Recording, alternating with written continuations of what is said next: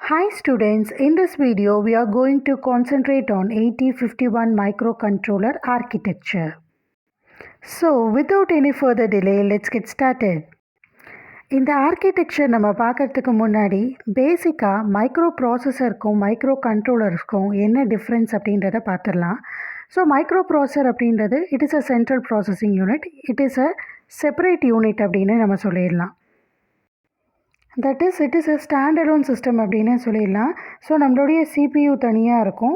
அதுக்கப்புறம் பார்த்திங்கன்னா நம்ம RAM, ROM, IO ports, timers எல்லாமே பார்த்திங்கன்னா எக்ஸ்டர்னலாக நம்ம கனெக்ட் பண்ணுற மாதிரி இருக்கும்.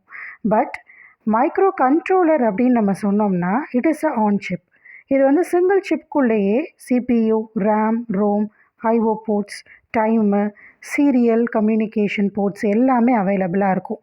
ஸோ இதுதான் மைக்ரோ ப்ராசஸருக்கும் மைக்ரோ கண்ட்ரோலருக்கும் உள்ள பேசிக் difference.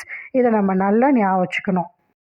First of all let's start with the general block diagram of 8051 microcontroller. So மைக்ரோ கண்ட்ரோலரை நம்ம என்ன சொல்லியிருக்கோம், ஒரு single chip, on chip computer அப்படின்னே நம்ம சொல்லியிருக்கோம். அப்போ கம்ப்யூட்டர்னுடைய பேசிக் பில்டிங் பிளாக்ஸ் எல்லாமே இந்த மைக்ரோ கண்ட்ரோலரில் அவைலபிளாக இருக்குது பாருங்கள். ஸோ நம்மளுடைய சிபியூ, ஆசிலேட்டர் பின்ஸ் நம்ம அங்கே பின் டயக்ராமில் பார்த்தோம். ஸோ அதுக்குரிய ஆசிலேட்டர் பிளாக், இன்ட்ரப்ட் பின்ஸ் ஆனது நம்ம பார்த்தோம், அதுக்குரிய இன்ட்ரப்ட் பிளாக்ஸ், தென் மெமரிஸ் ஆனது அவைலபிளாக இருக்குது பாருங்கள். ஸோ அப்போது தே ஆர் தி மெமரிஸ் அவைலபிளாக இருக்குது. அதே மாதிரி டைமர் போர்ட்ஸ் ஆனது நமக்கு அவைலபிளாக இருக்குது.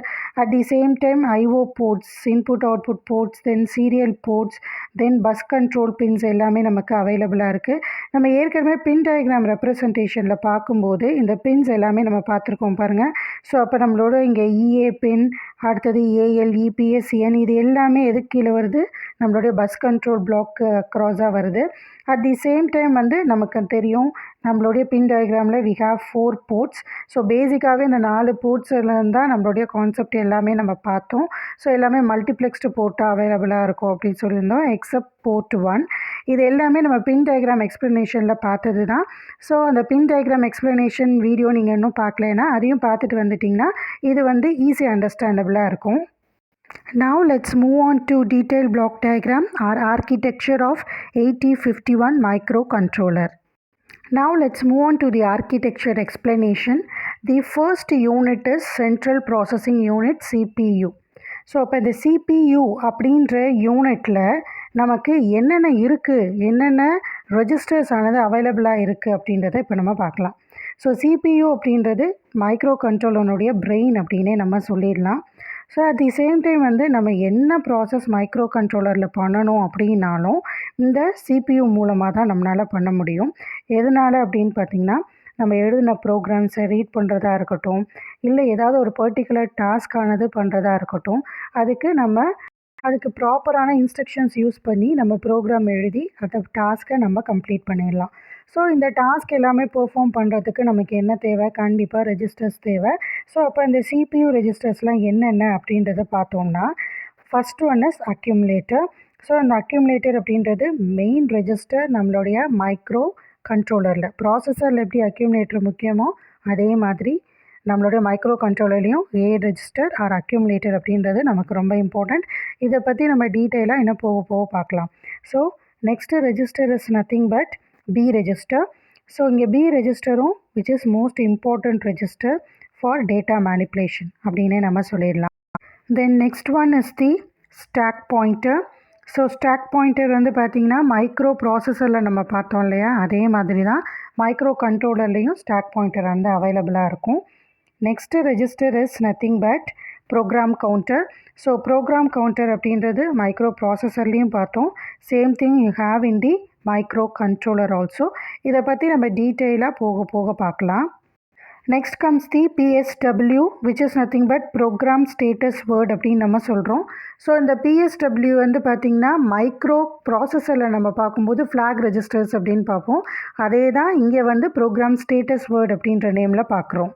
Next we have a 16-bit register called as data pointer which is called as DPTR அப்படின்னு சொல்கிறோம். ஸோ மைக்ரோ ப்ராசஸரில் பார்க்கும்போது நிறைய ரெஜிஸ்டர் பேர்ஸ் இருக்கும், 16 பிட்டாக நம்ம யூஸ் பண்ணிக்கலாம்னு சொல்லியிருந்தோம். மைக்ரோ கண்ட்ரோலர் பொறுத்த வரைக்கும் 16 பிட் ரெஜிஸ்டர் அப்படின்னு சொல்கிறது இந்த DPTR தான். இப்போ நம்ம பார்த்த இந்த CPU ரெஜிஸ்டர்ஸ் எல்லாத்தையும் நம்ம கொஞ்சம் டீட்டெயிலாக பார்க்கலாம். First one is accumulator. So இந்த அக்யூமுலேட்டர் ரெஜிஸ்டரை நம்ம ஏ ரெஜிஸ்டர் அப்படின்னு சொல்லிக்கலாம். இந்த மைக்ரோ கண்ட்ரோலரில் இன்னொரு ஸ்பெஷாலிட்டி என்ன அப்படின்னா, இந்த மைக்ரோ கண்ட்ரோலருக்குள்ளே இருக்கக்கூடிய எல்லா ரெஜிஸ்டர்ஸ் இருக்குது பார்த்தீங்களா. ஸோ இப்போ நம்ம நேம் பண்ண அந்த பி ரெஜிஸ்டராக இருக்கட்டும், ஏ ரெஜிஸ்டராக இருக்கட்டும், PSW, இந்த மாதிரி ஸ்டாக் ரெஜிஸ்டர்ஸ், இது எல்லாத்துக்குமே பார்த்திங்கன்னா இன்டர்னல் அட்ரஸ் ஆனது அசைன் பண்ணியிருப்பாங்க. அதனால் இப்போ நம்ம ஒரு பிளாக்ஸ் பார்க்கும்போது அந்த சில பிளாக்ஸுக்கு எல்லாத்துக்குமே வந்துட்டு இன்டர்னல் அட்ரஸ் ஆனது அசைன் செய்யப்பட்டிருக்கும். அதையும் சேர்த்து நம்ம படிச்சுக்கணும். அப்படி நம்ம பார்க்கும்போது ஏ ரெஜிஸ்டர்னுடைய இன்டர்னல் அட்ரஸ் என்ன அப்படின்னு பார்த்தீங்கன்னா E0. ஸோ இது எல்லாமே ஹெக்ஸாடெசிமல் நம்பர் சிஸ்டம் படி தான் நம்ம ஃபாலோ பண்ணுறோம். ஸோ நம்ம ஃபாலோ பண்ணுற லாங்குவேஜும் அசம்பிளி லாங்குவேஜ் ப்ரோக்ராமிங் தான். ஸோ அதையும் நம்ம கொஞ்சம் மைண்டில் வச்சுக்கணும். So this is the A register. நம்மளுடைய ஆர்கிடெக்சரில் ஏ ரெஜிஸ்டர் ஆனது இங்கே தான் அவைலபிளாக இருக்குது. இதை நம்ம 8-பிட் ரெஜிஸ்டர் அப்படின்னு சொல்லலாம். ஏன்னா நம்ம பார்க்குறது எல்லாமே 8-பிட் மைக்ரோ கண்ட்ரோலர் தானே. அப்போ இது 8-பிட் டேட்டாவை ஹேண்டில் பண்ணும். அதனால் இதை வந்து 8-பிட் ரெஜிஸ்டர்னு சொல்கிறோம். இந்த பிட் பை பிட் ஆக்சஸும் இதில் வந்து பாசிபிள் தான். அதான் பாருங்கள், ACC.0 to ACC.7 அப்படின்னா என்ன அர்த்தம்? பிட் பை பிட்டாக யூ கேன் ஆக்சஸ். ACC.0 1 2 3 4 5 6 7 அப்போ கூட்டினீங்கன்னா உங்களுக்கு 8 பிட்ஸ் ஆனது அவைலபிளாக இருக்கும். So it is called as a eight bit register. So eight bit register நம்ம சொன்னோம் இல்லையா. அட் தி சேம் டைம் இதோட இன்டர்னல் அட்ரஸையும் நம்ம மென்ஷன் பண்ணியிருக்கோம், which is nothing but E0H அப்படின்றத ஞாபகம் வச்சுக்கோங்க. ஸோ நெக்ஸ்ட் ஒன் இஸ் இதோட பேசிக் ஆப்ரேஷன் என்ன அப்படின்னு பார்த்தோம்னா, மெயினாக நம்மளுடைய ALU operation, arithmetic and logic unit. So இதில் பெர்ஃபார்ம் பண்ணக்கூடிய ஆப்ரேஷனுக்கு என்ன முதல் டேட்டா வேணுமோ அந்த முதல் டேட்டாவை இந்த அக்யூமுலேட்டர் தான் ஸ்டோர் பண்ணி வச்சுருக்கோம். அதுதான் அதுக்கு வந்து கொடுக்கும். அட் தி சேம் டைம் வந்து பார்த்திங்கன்னா, இந்த ALUவில் ஆப்ரேஷன் பெர்ஃபார்ம் பண்ணி முடித்ததுக்கு அப்புறமா நமக்கு அவுட்புட் வரும் இல்லையா. அந்த அவுட்புட்டும் திரும்ப போய் எங்கே சேவ் ஆகும்? நம்மளுடைய ஏ ரெஜிஸ்டரில் தான் திரும்பவும் சேவ் ஆகும். இந்த ஏ ரெஜிஸ்டரோடைய இன்னொரு ஸ்பெஷாலிட்டி என்ன அப்படின்னு பார்த்தீங்கன்னா, it acts as an operand register in case of some instructions. So சில இன்ஸ்ட்ரக்ஷன்ஸில் இது வந்து ஆப்பரண்ட் பார்ட்டில் ஒரு முக்கியமான ரெஜிஸ்டராக இருக்கும்.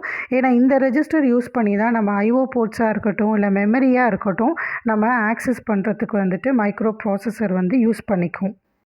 அதுக்கப்புறம் இதோட இன்னொரு ஃபீச்சர் என்ன அப்படின்னு பார்த்தீங்கன்னா, it may be implicitly or explicitly specified in the instruction. இப்போ நம்ம நெக்ஸ்ட்டு ரெஜிஸ்டர் பார்க்கலாம், which is a B register.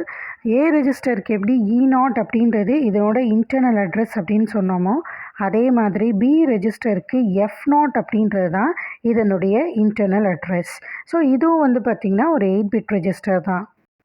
இந்த பி ரெஜிஸ்டருக்கு ஒரு இம்பார்ட்டன்ட் சிக்னிஃபிகன்ஸ் இருக்குது. என்ன அப்படின்னா, இந்த பி ரெஜிஸ்டர் வந்து நாம் மல்டிப்ளிகேஷன் அண்ட் டிவிஷன் ஆப்ரேஷன்ஸ் வந்து எப்போ பெர்ஃபார்ம் பண்ணுறோமோ அப்போ இந்த ரெஜிஸ்டரை நம்ம மெயினாக யூஸ் பண்ணுற மாதிரி இருக்கும். ஏன் அப்படின்னா, அந்த மல்டிப்ளிகேஷன் டிவிஷனுக்கு தேவைப்படக்கூடிய செகண்ட் டேட்டா இருக்கு இல்லையா, செகண்ட் ஆப்ரண்ட், அது வந்து எதில் இருக்கும் அப்படின்னு பார்த்தீங்கன்னா இந்த பி ரெஜிஸ்டரில் தான் வந்துட்டு அவைலபிளாக இருக்கும். அப்போ அந்த இன்ஸ்ட்ரக்ஷனே வந்து பார்த்தீங்கன்னா MUL-AB, that is multiply AB. இப்போ பி ரெஜிஸ்டரில் இருக்கிற டேட்டாவும் ஏ ரெஜிஸ்டரில் இருக்கிற டேட்டாவும் நீங்கள் மல்டிப்ளை பண்ணுவீங்க. அதே மாதிரி div-AB அப்படின்றது ஏல இருக்கிற டேட்டாவை பியில் இருக்கிற டேட்டாவில் நீங்கள் டிவைட் பண்ணுவீங்க. ஸோ இந்த மாதிரியான பேசிக் ஆப்ரேஷன்ஸ் இங்கே பெர்ஃபார்ம் பண்ணுறதுக்கு பி ரெஜிஸ்டர் தான் இங்கே ரொம்ப யூஸ்ஃபுல்லாக வந்து பயன்படுத்தப்படுது. நெக்ஸ்ட்டு வந்து பார்த்திங்கன்னா, அதே மாதிரி இந்த எக்ஸிக்யூஷன் முடிஞ்சதுக்கப்புறம் மல்டிப்ளிகேஷனோ இல்லை டிவிஷனோ, அந்த எக்ஸிக்யூஷன் வந்து முடிஞ்சதுக்கப்புறம் வந்து பார்த்திங்கன்னா ஒரு போர்ஷன் ஆஃப் தி ரிசல்ட்டை வந்துட்டு இந்த பி ரெஜிஸ்டரானது சேவ் பண்ணி வைக்கும். அது என்ன அப்படின்னு பார்த்திங்கன்னா, மல்டிப்ளிகேஷன் ஆப்ரேஷன் 2 8-பிட் டேட்டாவை நீங்கள் மல்டிப்ளை பண்ணும்போது உங்களுக்கு அவுட்புட் என்ன வந்துடும்னா ஒரு 16-பிட் அவுட்புட் ஆனது வரும். அதில் இந்த அப்பர் 8 பிட்ஸ் இருக்குது பாருங்கள், அது வந்து உங்களுடைய பி ரெஜிஸ்டரில் சேவ் ஆகிடும். LSBs இருக்குது பாருங்கள், அது வந்து உங்களோட ஏ ரெஜிஸ்டரில் சேவ் ஆகும். இது எப்போது? மல்டிப்ளிகேஷன் ஆப்ரேஷன் நடக்கும்போது. அதுவே இப்போ டிவிஷன் ஆப்ரேஷன் வந்து பெர்ஃபார்ம் பண்ணுதுன்னு வச்சுக்கோங்களேன். இப்போ டிவிஷன் ஆப்ரேஷன் வந்து பெர்ஃபார்ம் பண்ணும்போது, ஃபார் எக்ஸாம்பிள் வந்து நீங்கள் 4 வந்து 2ஆல் டிவைட் பண்ணுறீங்கன்னு வச்சுக்கோங்க. அப்போ 2 2s are 4. அப்போ இதுதான் உங்களுடைய கோஷன்ட்டு, இதுதான் உங்களுடைய ரிமைண்டர் இல்லையா. ஓகே, அப்போ என்ன பண்ணுன்னா கோஷன்ட் வந்து ஏ ரெஜிஸ்டரில் சேவ் ஆகிடும், இந்த ரிமைண்டர் வந்து பி ரெஜிஸ்டரில் சேவ் ஆகிடும். அப்புறம் இதில் ஒரு இம்பார்ட்டண்ட்டான பாயிண்ட் என்ன அப்படின்னா, MUL that is multiplication and division இன்ஸ்ட்ரக்ஷனுக்கு இந்த ப்ராசஸ் ஆனது நடக்கும். இதுவே மற்ற இன்ஸ்ட்ரக்ஷன்ஸ் நீங்கள் யூஸ் பண்ணும்போது B ரெஜிஸ்டர் நீங்கள் யூஸ் பண்ணிங்கன்னா ஒரு நார்மல் ஜென்ரல் பர்பஸ் ரெஜிஸ்டராக நம்ம யூஸ் பண்ணிக்கலாம். இப்போ நம்ம நெக்ஸ்ட் பிளாக் பார்க்கலாம் which is a stock pointer. So அந்த ஸ்டாக் பாயிண்டர் அப்படின்றது பார்த்திங்கன்னா விச் இஸ் அ 8 பிட் தான். ஸோ இந்த 8 பிட் ஸ்டாக் பாயிண்டருக்கும் நமக்கு இன்டர்னல் அட்ரஸ் ஆனது அவைலபிளாக இருக்குது விச் இஸ் 81H. சரியா? ஸோ ஸ்டாக் அப்படின்றது எங்கே நமக்கு அவைலபிளாக இருக்கும், மைக்ரோ ப்ராசஸரில் பார்த்துருக்கோம் இல்லையா, அதே மாதிரி தான் மைக்ரோ கண்ட்ரோலர்லேயும் இந்த ஸ்டாக் ஆனது நம்மளுடைய இன்டர்னல் ரேம். மைக்ரோ கண்ட்ரோலரில் இன்டர்னல் ரேம் ஸ்பேஸ் ஆனது அவைலபிளாக இருக்குது. இதுதான் அது. அந்த இன்டர்னல் ரேமை தான் நம்ம ஆன்சிப் ரேம் அப்படின்னு சொல்கிறோம். இந்த ஆன்சிப் ரேம்குள்ளே நீங்கள் எந்த ஸ்பேஸாக வேணாலும் நீங்கள் ஸ்டாக்காக யூஸ் பண்ணிக்கலாம். அட் தி சேம் டைம் நம்மளுடைய ஸ்டாக்கை நம்ம யூஸ் பண்ணுறதுக்கு நம்ம ப்ராப்பராக யூஸ் பண்ணக்கூடிய இன்ஸ்ட்ரக்ஷன்ஸ் என்ன அப்படின்னா push and pop instructions. So push instructions மூலமாக you can store the data inside the stack.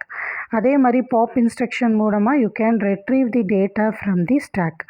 At the same time வந்து இந்த ப்ராசஸ் ஆனது நடக்கும்போது நமக்கு என்ன ஆகும், ஸ்டாக் வந்து ஒன்றா இன்க்ரிமெண்ட் ஆகும் இல்லைன்னா டிக்ரிமெண்ட் ஆகும்.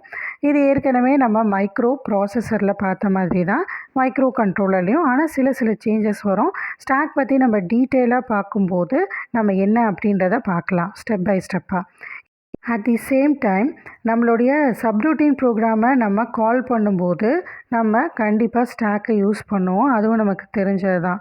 ஸோ புஷ் பாப் அதே மாதிரி கால் ரிட்டர்ன் இந்த இன்ஸ்ட்ரக்ஷன்ஸ்லாம் நம்ம யூஸ் பண்ணும்போது கண்டிப்பாக நம்ம ஸ்டாக் வந்து யூஸ் பண்ணியே தீருவோம். இதே மாதிரி தான் நம்ம ரீசெட் ஆப்ரேஷன் பெர்ஃபார்ம் பண்ணும்போது நம்ம பின் டயக்ராமில் ஏற்கனவே பார்க்கும்போது ரீசெட் ஆகும்போது ஒவ்வொரு ரெஜிஸ்டர்ஸ் அது அட் தி சேம் டைம் நம்மளோட ஸ்டாக் ஆனது என்ன ஆகும் அப்படின்றத பார்த்தோம் இல்லையா. ஸோ அப்போ ரீசெட் ஆகும்போது ஆட்டோமேட்டிக்காக நம்மளுடைய ஸ்டாக் என்னவா இனிஷியலைஸ் ஆகிடும்னா 07 அப்படின்ற மெமரி லொக்கேஷனுக்கு அது வந்து ஸ்டாக் பாயிண்டர் ஆனது நமக்கு இனிஷியலைஸ் ஆகிடும். எப்போவுமே 07 இனிஷியலைஸ் ஆகிடுச்சுன்னா இந்த ஸ்டாக்கை நம்ம எப்படி யூஸ் பண்ணுவோம் அப்படின்னா அடுத்த மெமரி லொக்கேஷன்லேருந்து தான் நம்ம யூஸ் பண்ண ஆரம்பிப்போம். ஸோ 08 அப்போ நம்மளோட டேட்டா வந்து புஷ் பண்ணும்போது 08ல் தான் வந்து நமக்கு சேவ் ஆகும். Now the next register is program counter. So program கவுண்டர்ன்றது ஒரு 16 பிட் ரெஜிஸ்டர். ஆக்சுவலாக ப்ரோக்ராம் கவுண்டருக்கு அட்ரஸ் எதுவுமே கிடையாது. மற்ற ரெஜிஸ்டர்ஸ் எல்லாத்துக்கும் அட்ரஸ் இருக்கும். ப்ரோக்ராம் கவுண்டருக்கு எந்த இன்டர்னல் அட்ரஸும் மைக்ரோ கண்ட்ரோலரில் கிடையாது. ஸோ நம்ம சொல்லியிருக்கோம் இல்லையா, இது வந்து ஒரு 16 பிட் ரெஜிஸ்டர் அப்படின்னு சொல்லியிருக்கோம். அட் தி சேம் டைம் இந்த ப்ரோக்ராம் கவுண்டர்னுடைய ஃபங்க்ஷன் என்ன அப்படின்னா அடுத்ததாக மைக்ரோ கண்ட்ரோலர் எந்த இன்ஸ்ட்ரக்ஷனை எக்ஸிக்யூட் பண்ணணுமோ அந்த இன்ஸ்ட்ரக்ஷனுக்குரிய அட்ரஸை முன்கூட்டியே சேவ் பண்ணி வைக்கிறது தான் இந்த ப்ரோக்ராம் கவுண்டர்னுடைய ஃபங்க்ஷன். அதை தான் நம்ம சொல்லியிருக்கோம். It gives the address of next instruction to be executed next during the program execution. இது எப்போவுமே ப்ரோக்ராம் மெமரி ஸ்பேஸை பாயிண்ட் பண்ணும், அதனால தான் அதுக்கு பேர் ப்ரோக்ராம் கவுண்டர் அப்படின்னு சொல்கிறோம். Then the next register is nothing but data pointer. So இந்த டேட்டா பாயிண்டர் அப்படின்ற ரெஜிஸ்டர் ஆனது நம்மளுடைய மைக்ரோ கண்ட்ரோலரில் இருக்கக்கூடிய ஒரே ஒரு 16 பிட் ரெஜிஸ்டர் அப்படின்னு சொல்லிடலாம். இந்த டேட்டா பாயிண்டரை வந்து நாம் 2 8 பிட் ரெஜிஸ்டர்ஸாகவும் பிரிச்சுக்கலாம். எப்படி மைக்ரோ ப்ராசஸரில் வந்துட்டு BC DE HL அப்படின்ற ரெஜிஸ்டர் பேர்ஸாக நம்ம சேர்த்துக்கலாம் பிரிச்சுக்கலாம், அந்த ஜென்ரல் பர்பஸ் ரெஜிஸ்டர்ஸ் அப்படின்னு சொல்லியிருந்தோம் இல்லையா, அதே மாதிரி தான் இங்கே ஒரே ஒரு 16 பிட் ரெஜிஸ்டர் தான் அவைலபிளாக இருக்குது. இது மொத்தமாக 16 பிட் ரெஜிஸ்டராக யூஸ் பண்ணிக்கலாம், இல்லை 2 செப்பரேட் 8 பிட் ரெஜிஸ்டர்ஸாகவும் நம்ம யூஸ் பண்ணிக்கலாம். அப்போ 2 செப்பரேட் 8 பிட் ரெஜிஸ்டர்ஸை நம்ம யூஸ் பண்ணோன்னா இதை DPL அண்ட் DPH அப்படின்னு சொல்லியிருக்கோம். ஸோ அப்போது இந்த DPL அண்ட் DPHை நம்ம என்ன சொல்கிறோன்னா data pointer low or data pointer high அப்படின்னு சொல்கிறோம். So data pointer low register அப்படின்றது 0 to 7 தட் இஸ் நம்மளுடைய LSBஸை வந்து மென்ஷன் பண்ணோம். அதே மாதிரி டேட்டா பாயிண்டர் ஹை அப்படின்றது 8 to 15 பிட்ஸ். அப்போ இது நம்ம MSBயை வந்து நமக்கு மென்ஷன் பண்ணோம். ஸோ அப்போ 16 பிட்டில் LSB 8 பிட்ஸும் MSB 8 பிட்ஸும் தனித்தனியாக data pointer low and data pointer high அப்படின்னு நம்ம ரெப்ரசன்ட் பண்ணியிருக்கோம். So at the same time இது ரெண்டுத்துக்குமே நமக்கு செப்பரேட் அட்ரஸ் ஆனது அவைலபிளாக இருக்கும். டேட்டா பாயிண்டர் லோனுடைய அட்ரஸ் பார்த்திங்கன்னா 82H. சிமிலர்லி டேட்டா பாயிண்டர் ஹைனுடைய அட்ரஸ் என்ன அப்படின்னு பார்த்தீங்கன்னா 83H. ஸோ டேட்டா பாயிண்டர் ஹைனுடைய 8 பிட்ஸும் டேட்டா பாயிண்டர் லோனுடைய 8 பிட்ஸும் சேர்த்தா நமக்கு 16 பிட் ரெஜிஸ்டர் வந்து நமக்கு கிடச்சிரும். இந்த டிபிடிஆர் இந்த டேட்டா பாயிண்டரை நம்ம எப்போ யூஸ் பண்ணோம் அப்படின்னு பார்த்தீங்கன்னா, maximum 64 KB off chip data memory and program மெமரியை நம்ம அட்ரஸ் பண்ணி யூஸ் பண்ணும்போது, அப்படின்னா என்ன அர்த்தம்னா, ஆஃப் சிப்புன்னா என்ன அர்த்தம், எக்ஸ்டர்னல் மெமரி. ஸோ அப்போ எக்ஸ்டர்னல் ரேம் எக்ஸ்டர்னல் ரோமை நம்ம ஆக்சஸ் பண்ணுறதுக்கு நமக்கு 16 பிட் ரெஜிஸ்டர் தேவைப்படும். Because external RAM external ROM has a 16 bit memory address. So அப்போது இந்த டேட்டா பாயிண்டரை நம்ம யூஸ் பண்ணுவோம். இதை ஷார்ட் ஃபார்மில் டிபிடிஆர் அப்படின்னு நம்ம மென்ஷன் பண்ணுவோம். இப்போ நம்ம பார்க்குற next block is program status word. இதை ஷார்ட்டாக பிஎஸ்டபிள்யூ அப்படின்னு சொல்லுவோம். இதுக்கும் இன்டர்னல் அட்ரஸ் ஆனது அவைலபிளாக இருக்குது, விச் இஸ் D0. இது வந்து மைக்ரோ ப்ராசஸரில் நம்ம ஃப்ளாக் ரெஜிஸ்டர்ஸ்ன்னு பார்த்துருப்போம் இல்லையா, அதே மாதிரி தான் இங்கேயும் ப்ரோக்ராம் ஸ்டேட்டஸ் வேர்ட் அப்படின்னு பார்க்குறோம். இதில் ஃப்ளாக்னுடைய ஸ்டேட்டஸை தவிர்த்து இல்லை எக்ஸ்ட்ரா இன்ஃபர்மேஷன்ஸும் இந்த ப்ரோக்ராம் ஸ்டேட்டஸ் வேர்ட்லேருந்து நாம் தெரிஞ்சுப்போம், ப்ரோக்ராம் பண்ணிக்குவோம். அது என்ன அப்படின்றத பார்க்கலாம். ஸோ முதல்ல இந்த ப்ரோக்ராம் ஸ்டேட்டஸ் வேர்ட்னுடைய ஃபங்க்ஷன் என்ன, இது வந்து மைக்ரோ கண்ட்ரோலர்னுடைய கரண்ட் ஸ்டேட்டஸ் என்ன அப்படின்றத ரிஃப்ளெக்ட் பண்ணும். அதுதான் இதனுடைய வேலை. இதில் மெயினாக வந்து பார்த்தோம்னா இது எல்லாமே ஃப்ளாக்ஸ் தான். கேரின்றது ஃப்ளாகு, ஆக்சிலரி கேரி, தென் F0ன்றது யூசர் ஃப்ளாக், ஓவின்றது ஓவர்ஃப்ளோ ஃப்ளாக், Pன்றது பேரிட்டி ஃப்ளாக். இது நமக்கு தெரிஞ்சது தான். ஆல்ரெடி மைக்ரோ ப்ராசஸர்லேயும் கிட்டத்தட்ட இதே மாதிரி ஃப்ளாக்ஸ் தான் அவைலபிளாக இருக்கும். அதில் என்னென்னா ஓவர்ஃப்ளோ ஃப்ளாக் அதில் இருக்காது, இதில் இருக்குது. இல்லை யூசர் டிஃபைன் ஃப்ளாக் வந்து ஒன்று அவைலபிளாக இருக்குது. இதை தாண்டி எக்ஸ்ட்ராவாக ரொம்ப இம்பார்ட்டண்ட் என்ன அப்படின்னா, இந்த RS1 அண்ட் RS0 அப்படின்ற இந்த பிட்ஸ் தான். இந்த RS1 அண்ட் RS0 அப்படின்ற பிட்ஸ் ஆனது எதுக்காக இருக்குது அப்படின்னா, ரெஜிஸ்டர் செலக்ட் பிட்ஸ் அப்படின்னு சொல்கிறோம். அதாவது நம்மளுடைய இன்டர்னல் ரேம் ஆர்கிடெக்சரில் ரெஜிஸ்டர் பேங்க்ஸ் ஆனது அவைலபிளாக இருக்கும். ஸோ அந்த பேங்க்ஸை செலக்ட் பண்ணுறதுக்காக யூஸ் பண்ணக்கூடிய பிட்ஸ் தான் இந்த ரெஜிஸ்டர் செலக்ட் பிட்ஸ். ஸோ இந்த ரெஜிஸ்டர் செலக்ட் பிட்ஸை நாம் 00ன்னு செலக்ட் பண்ணோன்னா அந்த ரேமில் இருக்கக்கூடிய, தட் இஸ் இன்டர்னல் ரேமில் இருக்கக்கூடிய பேங்க் 0வை செலக்ட் பண்ணுறதா அர்த்தம். 01னா பேங்க் 1, 10னா பேங்க் 2, 11னா பேங்க் 3. இது நம்ம மெமரி ஆர்கனைசேஷன் பார்க்கும்போது இன்னும் கொஞ்சம் நம்ம டீட்டெயிலாக பார்க்கலாம். இதை தாண்டி நமக்கு ஃப்ளாக்ஸ் எல்லாம் இங்கே அவைலபிளாக இருக்கு இல்லையா, carry flag. So carry flag எப்போ செட் ஆகும் அப்படின்னு பார்த்திங்கன்னா, நம்ம அரித்மெட்டிக் ஆப்ரேஷன்ஸ் சம் ஆப்ரேஷன்ஸ் நம்ம பெர்ஃபார்ம் பண்ணும்போது D0 to D7 பிட்ஸை தவிர்த்து எக்ஸ்ட்ராவாக ஒரு பிட்டானது அவைலபிளாக இருந்துச்சு அப்படின்னா அதை நம்ம கேரி பிட்டுன்னு சொல்லுவோம். ஃபார் எக்ஸாம்பிள் 2 டேட்டாவை நீங்கள் ஆட் பண்ணுறீங்க அப்படின்னா அதனுடைய அவுட்புட் ஆனது உங்களுக்கு எக்ஸ்ட்ராவாக ஒரு பிட்ஸ் வந்துட்டு இந்த மாதிரி உங்களுக்கு ஒரு அவுட்புட் ஆனது வருதுன்னு வச்சுக்கோங்களேன். அப்போ this bit is called as a carry bit. அதாவது D0லேருந்து D7 வரைக்கும் 8 பிட்ஸ் ஆனது உங்களுக்கு அவைலபிளாக இருக்குது. அதை தாண்டி D8 பிட் ஆனது உங்களுக்கு வந்துச்சுன்னா which represents the carry bit. So carry bit எப்போல்லாம் நம்மளுடைய ALU ஆப்ரேஷனில் வருதோ அப்போல்லாம் நம்மளோட கேரி ஃப்ளாக் ஆனது செட் ஆகிடும். So the next flag is the auxiliary carry flag. Auxiliary carry ஃப்ளாகை வந்து நம்ம எப்போ யூஸ் பண்ணுவோம் அப்படின்னா பிசிடி நம்பர்ஸை ஆட் பண்ணும்போது. ஸோ 2 பிசிடி நம்பர்ஸை நம்ம ஆட் பண்ணும்போது மோஸ்ட்லி இந்த ஆக்சிலரி கேரி ஃப்ளாகினுடைய ஸ்டேட்டஸ் ஆனது சேஞ்ச் ஆகும். அட் தி சேம் டைம் நம்ம ஒரு மேனிப்புலேஷன் பண்ணிகிட்ருக்கும்போது D3 பிட்லேருந்து, தட் இஸ் LSPலேருந்து நமக்கு MSPயில் வந்துட்டு கேரி பிட்டானது எக்ஸிஸ்ட் ஆச்சுன்னா, D3 bit to D4 bit carry பிட்டானது எக்ஸிஸ்ட் ஆச்சுன்னா நமக்கு ஆக்சிலரி கேரி ஃப்ளாக் செட் ஆகும். ஃபார் எக்ஸாம்பிள் நான் 2 ஹெக்ஸாடெசிமல் டேட்டா எடுத்துக்கிட்டேன். ஒன்று 08, ஒன்று 09. இது 2 இப்போ நான் ஆட் பண்ணுறேன்னு வச்சுக்கோங்களேன். அப்போ இதுதான் நம்மளுடைய LSB, இது நம்மளுடைய MSB. ஓகே, இது வந்து D0 பிட்டு, இது D1, D2, D3. நெக்ஸ்ட்டு இது D4 பிட்டு, இது D5, D6, D7 பிட். இதை ஞாபகம் வச்சுக்கோங்க நல்லா. இப்போ நம்ம பிட் பை பிட்டை ஆட் பண்ணுவோம். இது 0, இது 0, இது 0, 1 நம்ம ஆட் பண்ணோம்னா அவுட்புட் 0. அதுக்கப்புறம் இங்கே வந்து நமக்கு ஒரு கேரி பிட்டானது அவைலபிளாக இருக்கும். அப்போ இது 2 விதத்தில் சொல்லலாம். என்னென்னா LSBலேருந்து MSBக்கு ஒரு கேரி பிட் போகுது. Okay, at the same time D3 பிட்லேருந்து D4 பிட்டுக்கு ஒரு கேரி பிட் போகுது. ஸோ அந்த மாதிரி நமக்கு போச்சு அப்படின்னா இதுதான் நம்மளுடைய condition. So auxiliary carry flag goes to set condition when D3 bit to D4 bit ஏதாவது கேரி பிட் எக்ஸிஸ்ட் ஆச்சுன்னா. நெக்ஸ்ட் ஒன் பார்த்தீங்கன்னா F0 அப்படின்றது யூசர் ஃப்ளாக் தான். ஸோ அப்போ நம்ம யூசர் ஆனதை அந்த ஃப்ளாக் கண்டிஷன் செட்டில் வைக்கணும்னா வச்சுக்கலாம், இல்லை ரீசெட் பண்ணிக்கலாம். Next comes the overflow flag. So micro ப்ராசஸரில் ஓவர்ஃப்ளோ அப்படின்ற ஃப்ளாக் கிடையாது, பட் கண்ட்ரோலரில் ஓவர்ஃப்ளோ ஃப்ளாக் ஆனது அவைலபிளாக இருக்குது. ஸோ மெயினாக இந்த ஓவர்ஃப்ளோ ஃப்ளாக் ஆனதுடைய ஸ்டேட்டஸ் வந்து எதை டிபெண்ட் பண்ணியிருக்கும் அப்படின்னா, நம்மளுடைய அரித்மெட்டிக் ஆப்ரேஷனை டிபெண்ட் பண்ணியிருக்கும். அதுவும் மெயினாக சைன்ட் அரித்மெட்டிக் ஆப்ரேஷனை டிபெண்ட் பண்ணியிருக்கும். So signed arithmetic operation, okay. So அதை பொறுத்து தான் என்ன ஆகும் அப்படின்னு பார்த்திங்கன்னா, இந்த ஃப்ளாகினுடைய ஸ்டேட்டஸ் வந்து செட்டோ இல்லை ரீசெட்டோ ஆகும். அப்போ அந்த சைன்டு நம்பர்ஸ்க்குன்னு சொல்லிட்டு நம்ம என்ன பண்ணியிருக்கோம், ரேஞ்சை வந்து ஃபிக்ஸ் பண்ணியிருப்போம். அதை நம்ம நம்பர் சிஸ்டம் படிக்கும் போதே வந்து பார்த்துருப்போம், ஓகேவா. ஸோ அப்போது ஓவர்ஃப்ளோ ஃப்ளாக் வந்து செட் கண்டிஷனில் வரும். எப்போ அப்படின்னா, இங்கே கண்டிஷன் நம்ம பார்க்குறோம் இல்லையா, இதை பேஸ் பண்ணி தான். So when the result is greater than +127, அதாவது டெசிமல் நம்பரில் ரெப்ரசன்ட் பண்ணும்போது, ஆர் லெஸ்ஸர் தென் -128, இதுதான் சைன்டு நம்பர்னுடைய ரேஞ்ச். ஸோ இன்புட் ஆனது இந்த ரேஞ்ச்குள்ளே அவைலபிளாக இருந்துச்சுன்னா நம்மளுடைய ஓவர்ஃப்ளோ ஃப்ளாக் ஆனது செட் ஆகும்.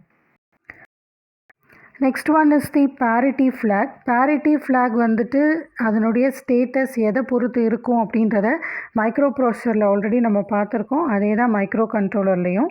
ஸோ ஒரு சின்ன டிஃப்ரென்ஸ் தான், அது என்னன்றதை இப்போ பார்த்துடலாம். இப்போ நம்மளுடைய ஏஎல்யூ ஆப்ரேஷன் ஆனது பெர்ஃபார்ம் பண்ணும்போது அதுக்கு ஒரு அவுட்புட் கிடைக்கும்.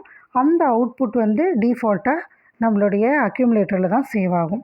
ஸோ இப்போ அக்யூமுலேட்டரோட கண்டென்ட் வந்து ஃபார் எக்ஸாம்பிள் 1111 வச்சுக்கோங்களேன், தட் இஸ் F0. இதான் நம்மளுடைய அவுட்புட், இதான் ஏ ரெஜிஸ்டர்னுடைய கண்டென்ட் அப்படின்றத நீங்கள் ஞாபகம் வச்சுக்கோங்க.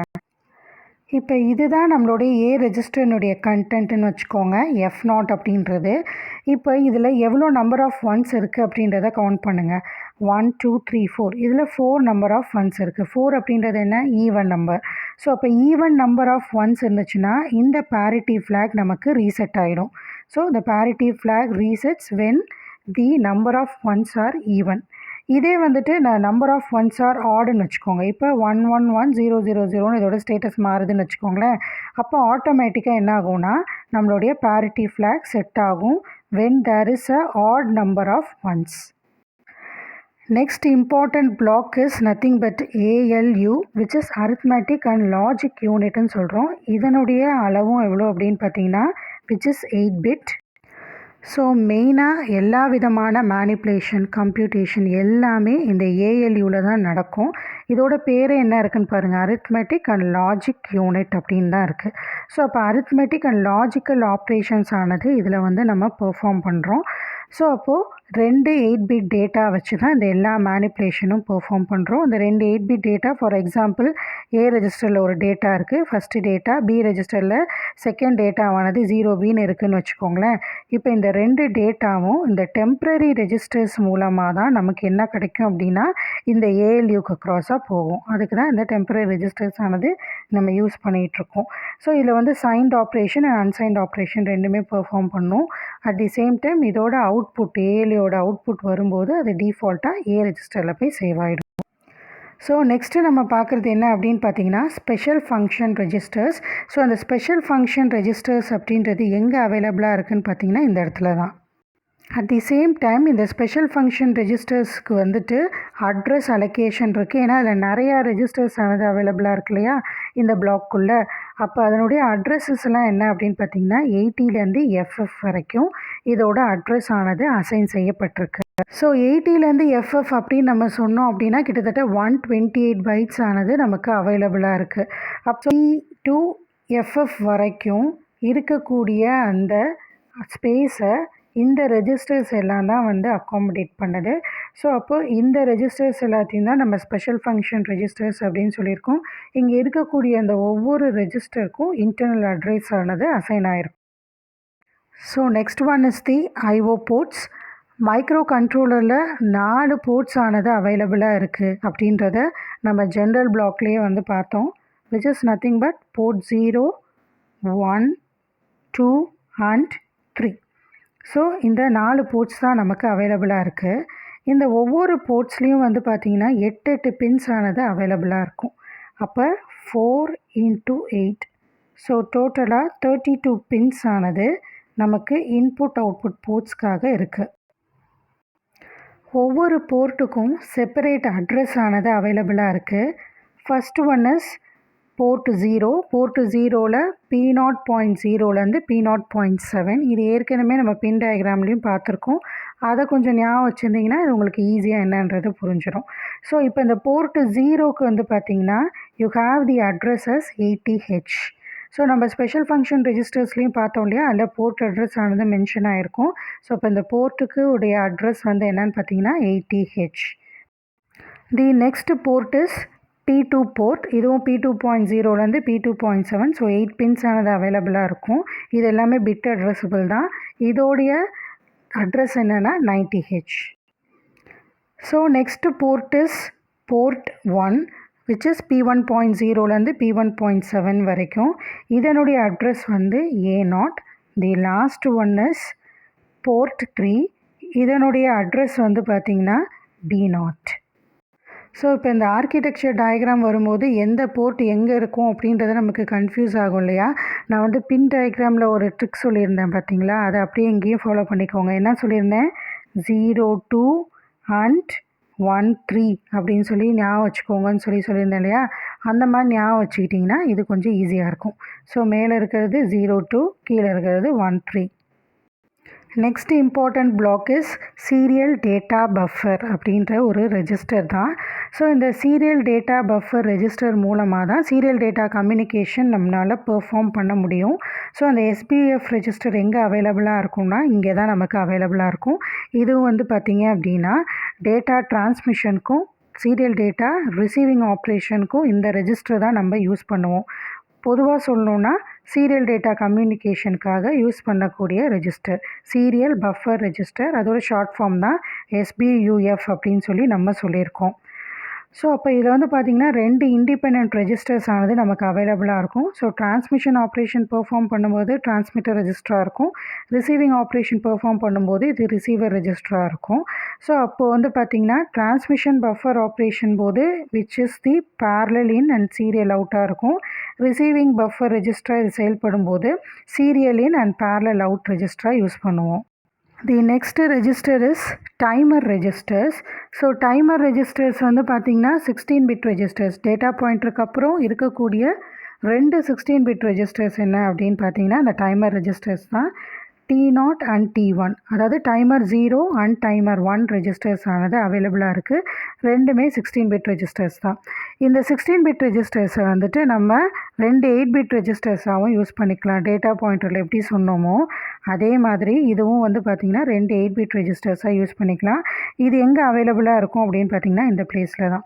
ஸோ டைமர் 0 ரெஜிஸ்டரை நம்ம 2 8 பிட் ரெஜிஸ்டராக timer low register and timer high register அப்படின்னு சொல்லிட்டு 2 8 பிட் ரெஜிஸ்டர்ஸாக பிரிச்சுக்கலாம். இதுக்கும் செப்பரேட் அட்ரஸ் ஆனது அவைலபிளாக இருக்குது. டைமர் 0 ஹை ரெஜிஸ்டருக்கு 8C அண்ட் டைமர் லோ ரெஜிஸ்டருக்கு வந்து பார்த்திங்கன்னா 8A. இப்போ நம்ம டைமர் 0 ரெஜிஸ்டர் சொன்ன மாதிரியே டைமர் 1 ரெஜிஸ்டர்ஸும் அவைலபிளாக இருக்குது. ஸோ டைமர் ஹை ரெஜிஸ்டர் 1க்கு வந்து பார்த்திங்கன்னா 8 பிட். இதோட அட்ரஸும் என்ன அப்படின்னா விச் இஸ் 8D. அதே மாதிரி டைமர் லோ ரெஜிஸ்டர் 1 அதுவும் 8 பிட் ரெஜிஸ்டராக நம்ம தனியாக யூஸ் பண்ணிக்கலாம். அதோட அட்ரஸ் என்ன அப்படின்னா 8B. இந்த டைமர் ரெஜிஸ்டர்ஸை நம்ம கவுண்டர் ரெஜிஸ்டர்ஸாகவும் யூஸ் பண்ணிக்கலாம். ஸோ நம்ம பின்னில் பார்த்த ப்ரொவிஷன்ஸ் படி எக்ஸ்டர்னல் கிளாக் பல்ஸை கவுண்ட் பண்ணுச்சுன்னா அது counter operation. Whereas internal clock pulse அது வந்து கவுண்ட் பண்ணுச்சுன்னா it performs the timer operation. இப்போ நம்ம பார்த்ததை தாண்டி அதர் ஸ்பெஷல் ஃபங்க்ஷன் ரெஜிஸ்டர்ஸ் தான் இருக்குது. அதை எல்லாத்தையும் நம்ம என்ன சொல்கிறோம் அப்படின்னு பார்த்தீங்கன்னா கண்ட்ரோல் ரெஜிஸ்டர்ஸ்னு சொல்கிறோம். இது எல்லாமே 8 பிட் ரெஜிஸ்டர்ஸ் தான். So IE, IP, TCON, TMOD, SCON, PCON இது எல்லாமே IE, IP ரெஜிஸ்டர்ஸ் எல்லாமே வந்து இன்டரப்ட் ரெஜிஸ்டர்ஸாக யூஸ் பண்ணுவோம். Interrupt enable and interrupt priority ரெஜிஸ்டர்ஸ்னு சொல்லுவோம். TCON is timer control register and timer mode ரெஜிஸ்டரை TMODனு சொல்கிறோம். SCON அப்படின்றது serial control register, serial data communication perform பண்ணும்போது யூஸ் பண்ணக்கூடிய special function register. At the same time PCON அப்படின்னு நம்ம சொல்லும்போது which is the power control registers. இது எல்லாமே நம்மளுடைய ஸ்பெஷல் ஃபங்க்ஷன் ரெஜிஸ்டர் கேட்டகரியில் தான் அவைலபிளாக இருக்குது. இது எல்லாத்துக்குமே நமக்கு இன்டர்னல் அட்ரஸஸும் நமக்கு அவைலபிளாக இருக்குது. அடுத்தது என்னென்னா timing and control unit. So இந்த timing and control unit micro ப்ராசஸர்லேயும் நம்ம பார்த்துருக்கோம், ரொம்ப ரொம்ப இம்பார்ட்டண்ட்டான யூனிட். அதே மாதிரி கண்ட்ரோலர்லேயும் இது ரொம்ப இம்பார்ட்டண்ட்டான யூனிட். ஸோ இந்த யூனிட் தான் என்ன பண்ணும் அப்படின்னா, இந்த ஓவரால் மைக்ரோ கண்ட்ரோலரோட ஆப்ரேஷனுக்கு தேவைப்படக்கூடிய டைமிங் அண்ட் கண்ட்ரோல் சிக்னல்ஸை தகுந்தபடி கரெக்டாக ஜென்ரேட் பண்ணி கொடுக்கும். இது கரெக்டாக கொடுக்கறனால தான் உள்ளுக்குள்ளே எல்லா சீக்வன்ஸ் ஆஃப் ஆப்ரேஷனும் நமக்கு கரெக்டாக பெர்ஃபார்ம் ஆகும்.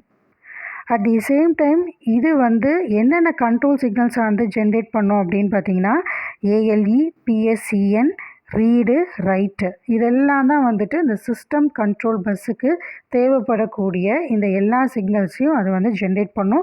ஸோ இதெல்லாமே நம்ம ஏற்கனவே பின் டயக்ராமில் பார்த்துருக்கோம். இங்கே டைமிங் அண்ட் கண்ட்ரோல் யூனிட்க்கு அக்ராஸாக இந்த பின்ஸ் எல்லாமே இங்கே ஆர்கிடெக்சரில் நம்ம மென்ஷன் பண்ணியிருப்போம். ஸோ இந்த கண்ட்ரோல் சிக்னல்ஸை ப்ராப்பராக ஜென்ரேட் பண்ணி நம்மளுடைய ஓவரால் மைக்ரோ கண்ட்ரோலருடைய ஆப்ரேஷனை கரெக்டாக சீக்வென்ஷியலாக பெர்ஃபார்ம் பண்ண வைக்கிறதுக்கு தான் இந்த timing and control unit. Next block என்னென்னா ஆசிலேட்டர். ஸோ ஆசிலேட்டர் அப்படின்றது ரொம்ப ரொம்ப முக்கியமான பிளாக் நம்மளுடைய மைக்ரோ கண்ட்ரோலரில். ப்ராசஸர்லேயும் நம்ம ஆசிலேட்டர் பார்த்தோம், இப்போ கண்ட்ரோலர்லேயும் ஆசிலேட்டர் பார்க்குறோம். பின் டயக்ராமில் இதோட இம்பார்ட்டன்ஸ்லாம் என்னன்னு பார்த்தோம். இது அட்லீஸ்ட் பார்த்திங்கன்னா ஒரு 12 MHz ஃப்ரீக்வன்சி கிளாக் பல்ஸை ஜென்ரேட் பண்ணி கொடுக்கும் இந்த மைக்ரோ கண்ட்ரோலருடைய ஓவரால் ஆப்ரேஷன் பெர்ஃபார்ம் பண்ணுறதுக்கு. ஸோ இந்த சர்க்யூட் பேசிக்கான டைமிங் அண்ட் கிளாக் சிக்னல்ஸை ஜென்ரேட் பண்ணி கொடுக்கும். இதில் நம்ம கிறிஸ்டல் ஆசிலேட்டர் யூஸ் பண்ணுவோம். The next register is instruction register. So இந்த இன்ஸ்ட்ரக்ஷன் ரெஜிஸ்டர் அப்படின்றது எங்கே அவைலபிளாக இருக்குன்னா, டைமிங் அண்ட் கண்ட்ரோல் யூனிட்டுக்கு பக்கத்தில் அவைலபிளாக இருக்கும், which is the instruction register.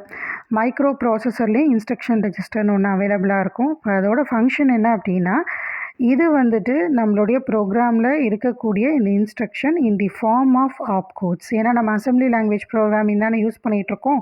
So அப்போ அந்த அசம்பிளி லாங்குவேஜ் ப்ரோக்ராமிங்கினுடைய ஆப்கோட் இருக்குது பாருங்கள், அந்த இன்ஸ்ட்ரக்ஷன் ஆப்கோடை சேவ் பண்ணி வைக்கிறது தான் இதனுடைய வேலை. அதுவும் என்ன பண்ணோம், இந்த இன்ஸ்ட்ரக்ஷன் அந்த ஆப்கோடை எடுத்துக்கிட்டு அதை டீகோட் பண்ணி ஸோ என்ன ஆப்ரேஷன் பெர்ஃபார்ம் பண்ணுமோ அதுக்கு ஏற்ற மாதிரியான டைமிங் அண்ட் கண்ட்ரோல் யூனிட்டுக்கு இன்ஸ்ட்ரக்ஷனை கொடுத்து அதுக்கான கிளாக் சிக்னல்ஸை ஜென்ரேட் பண்ணி அந்த ப்ராசஸை முடிக்கும். Next block is memory. So memories அப்படின்னு சொல்லும்போது இதில் 2 விதமான மெமரி நமக்கு அவைலபிளாக இருக்குது ஆன் சிப்லேயே. அதாவது மைக்ரோ கண்ட்ரோலருக்கு உள்ளேயே 2 மெமரிஸ் இருக்குது. ஒன்று ரேமு, அடுத்தது பார்த்திங்கன்னா ஈப்ரோமானது அவைலபிளாக இருக்குது. அப்போ இதோட கெப்பாசிட்டி என்ன அப்படின்னு பார்த்தீங்கன்னா, ஈப்ரோம் பொறுத்த வரைக்கும் விச் இஸ் 4 KB. அதே மாதிரி ரேம் பொறுத்த வரைக்கும் 128 பைட்ஸ். இல்லை ரோம் ஆர் ஈப்ரோம்னா நமக்கு என்னன்னு தெரியும். ஸோ ஈப்ரோம்னுடைய வேலை என்ன அப்படின்னா, நம்மளுடைய சோர்ஸ் கோட், தட் இஸ் ப்ரோக்ராமினுடைய கோடிங் எல்லாத்தையுமே சேவ் பண்ணி வச்சிரும். அதுதான் இந்த ஈப்ரோம்னுடைய வேலை. ஸோ இதோட கெப்பாசிட்டி எவ்வளோ சொல்லியிருக்கோம்னா 4 KB அப்படின்னு சொல்லியிருக்கோம். அப்போ 4 KB அப்படின்றபோது ஹெக்ஸாடெசிமலில் சொல்லணும்னா 000லேருந்து 0FFF வரைக்கும் இதனுடைய அளவானது இருக்கும். ஸோ இதுதான் இன்டர்னல் ரோம்னுடைய அளவு. இதே இன்டர்னல் ரேம் நம்ம எவ்வளோ சொல்லியிருக்கோம், 128 பைட்ஸ் அப்படின்னு சொல்லியிருக்கோம். அப்போ இன்டர்னல் ரேம் இங்கே நமக்கு அவைலபிளாக இருக்குது. ஓகே, அப்போ இந்த 128 பைட்ஸ் ரேம் இதனுடைய அட்ரஸ் என்னென்னா 8 பிட் அட்ரஸ். நல்லா ஞாபகம் வச்சுக்கோங்க, ரோமுக்கு நம்ம 16 பிட் அட்ரஸ் யூஸ் பண்ணுவோம், ரேம்க்கு நம்ம 8 பிட் அட்ரஸ் லைன்ஸ் தான் இங்கே யூஸ் பண்ணுவோம் மைக்ரோ கண்ட்ரோலரோட இன்டர்னல் ஆர்கிடெக்சர் பொறுத்த வரைக்கும். So students, we have come to end of this concept. இந்த கான்செப்டில் நம்ம பார்த்த எல்லா பிளாக்ஸுமே ஒரு ரீகலெக்ட் பண்ணுற மாதிரி நம்ம பார்த்துடலாம். ஸோ இதில் CPU, தென் ஆசிலேட்டர், தென் இன்டரப்ட் கண்ட்ரோல், அடுத்தது நம்மளோட மெமரிஸ், அடுத்தது இன்புட் அவுட்புட் போர்ட்ஸ், போர்ட் 0, 1, 2, 3, தென் சீரியல் போர்ட், தென் டைமர் 0, டைமர் 1, இது எல்லாமே நம்மளுடைய மைக்ரோ கண்ட்ரோலரில் அவைலபிளாக இருக்குது. இதை பற்றி தான் நம்ம டீட்டெயிலாக இந்த வீடியோ ஃபுல்லுமே நம்ம பார்த்தோம். இதில் உங்களுக்கு ஏதாவது டவுட்ஸ் ஆனது இருந்துச்சு அப்படின்னா அந்த டவுட்ஸை நீங்கள் கமெண்ட் செக்ஷனில் எழுதுங்க, நான் அதுக்கு ஆன்சர் பண்ணுறேன். தேங்க்யூ.